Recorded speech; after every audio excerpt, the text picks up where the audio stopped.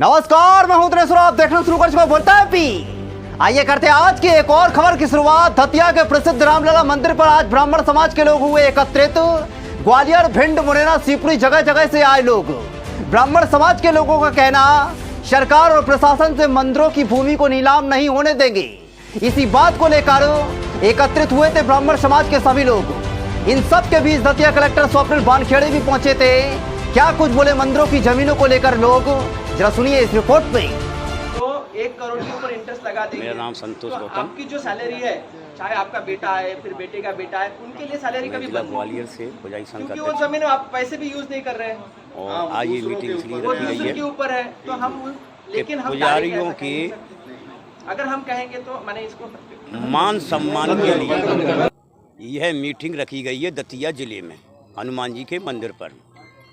और पुजारियों का एक आंदोलन, अगर सरकार बार बार परेशान करती है, अब कहीं किसी प्रकार से कोई तहसीलदार वगैरह नोटिस हर महीने पे भेज देता है और इसीलिए पुजारियों को परेशान किया जा रहा है। इस कारण यहाँ से ग्वालियर अचलेश्वर मंदिर से यह जन एक आंदोलन की तरह ग्वालियर से भोपाल की ओर यह पुजारी, समस्त पुजारी इकट्ठा होकर पैदल जाएंगे और अपनी मांगों को माननीय मुख्यमंत्री के पास रखेंगे। सर, रामलला मंदिर पर कहाँ से लोग आए थे? यहाँ पर मंदिर पर आए थे, दतिया जिले के हैं, ग्वालियर जिले के हैं, शिवपुरी जिले से हैं और भिंड जिले से हैं और अन्य जिले से आए हुए हैं। सभी लोगों के यहाँ पुजारी भी आए हुए हैं मंदिरों के। तो जमीनों को लेकर है, जो जमीनों की जो नीलामी की जा रही है उसको लेके ये आंदोलन किया जाएगा ग्वालियर से भोपाल के लिए। उसकी ये रणनीति बनाई जा रही है। पैदल यात्रा चलेगी। पैदल यात्रा चलेगी अपने ठाकुर जी को अपने साथ ले जाके। मोहन सरकार को चेताओगे आप? सरकार से हमको कोई बनेगा, सरकार अपने आप हमारी सुनेगी। हम अपना काम कर रहे हैं, सरकार अपना काम करेगी। पुजारी उत्थान कल्याण सेवा समिति से मैं संभाग अध्यक्ष महंत ब्रजेशपुरी जी हूँ।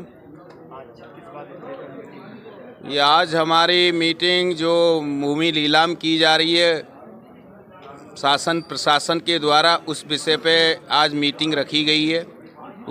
उसी विषय पे हमने मीटिंग रखी है और सबको संगठित किया है। उस विषय पे हमने ये मीटिंग रखी है। नीलाम कैसे की जा रही है? ये पैतृक, हमारी पूर्वजों से पैतृक ज़मीन चली आ रही है। हमारे पैतृक जो पुजारी थे, गण थे, तो सन 74 में 74 में लागू हुआ था। सुप्रीम कोर्ट द्वारा आदेश के कलेक्टर प्रबंधक रहेगा मगर पुजारी मालिक रहेगा।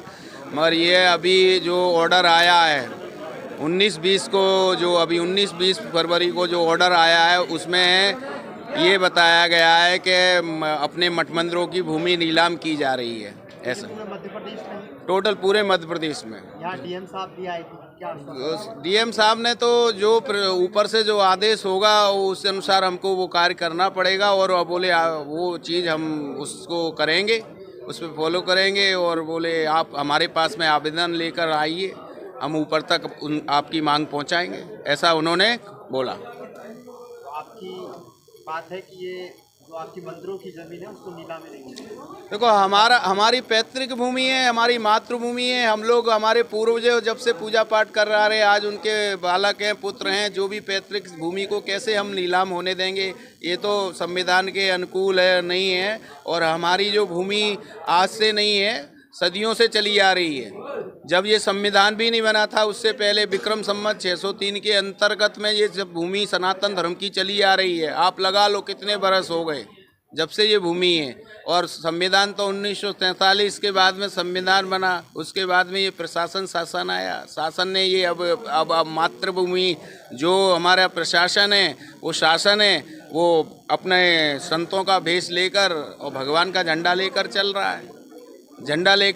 है। मगर आपके समक्ष देखने को क्या मिल रहा है कि वो मठ मंदिरों की ज़मीनों को नीलाम कर रहा है। हमने तो अपने सनातन को बचाने के लिए इस शासन प्रशासन को बोर्ड भी दिया और सरकार भी बनाई, मगर आज शासन प्रशासन हमारे विपरीत दिशा में कार्य कर रहा है। इसलिए हम लोग सब लोग संगठित हुए यहाँ पर चर्चा कर रहे हैं। हो सकता है इसके लिए हमको यात्रा प्रारंभ ग्वालियर से भोपाल तक यात्रा प्रारंभ करेंगे हम लोग और पद यात्रा पे निकलेंगे।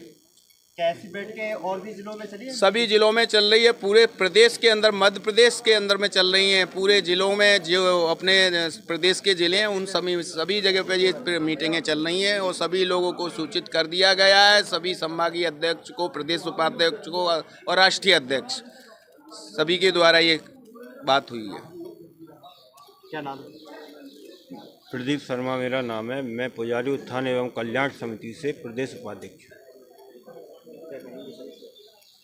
देखिए, कहना क्या है, स्पष्ट थी प्रशासन की मंशा है मंदिर भूमि की नीलामी करने के लिए, लेकिन ये मंदिर भूमि नीलामी करने के लिए प्रशासन की इच्छा है, पुजारी की इच्छा नहीं है, मठ मंदिर की इच्छा नहीं है।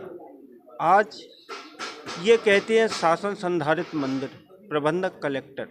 1974 में एक आदेश आया था जिसमें स्पष्ट रूप से लिखा था कि मठ मंदिरों की जो भी संपत्तियां हैं वह खुर्द-बुर्द ना हो, इसलिए प्रबंधक कलेक्टर की प्रविष्टि की जाए। लेकिन 1974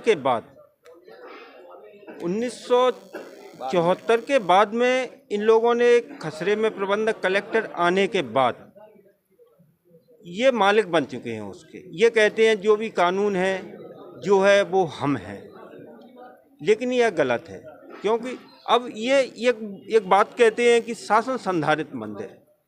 क्या किसी के स्वामित्व की भूमि को हम शासन की भूमि मान सकते हैं? जब खसरे में स्पष्ट रूप से लिखा है कि मंदिर की भूमि की मालिक मंदिर मूर्ति है, फिर वह शासन संधारित मंदिर कैसे हो जाएगा? शासन संधारित मंदिर किसे कहते हैं?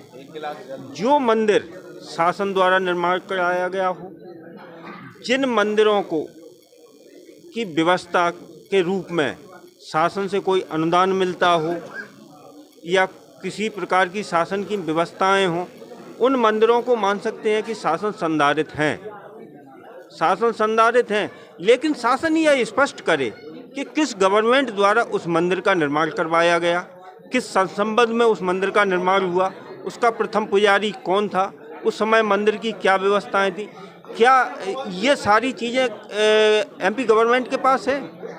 आज हमारे मध्य प्रदेश के 65,000 मठ मंदिर इन्होंने अधिग्रहण कर रखे हैं। किस कानून के तहत आपने अधिग्रहण किए हैं? आप बंटू बन हमसे चर्चा करें शासन बैठ के।